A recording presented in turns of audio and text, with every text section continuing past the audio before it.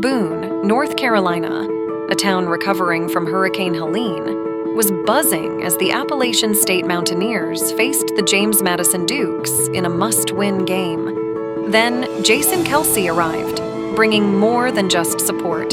He brought life. Jason Kelce, retired NFL star and fan favorite, turned the tailgate into his playground. Suspenders on, beers chugged, karaoke sung. He was the life of the party.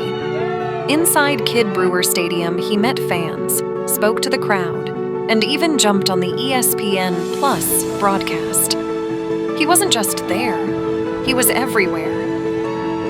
What's your favorite Jason Kelce moment? And how do you think his charisma inspires fans beyond the field? Let me know in the comments.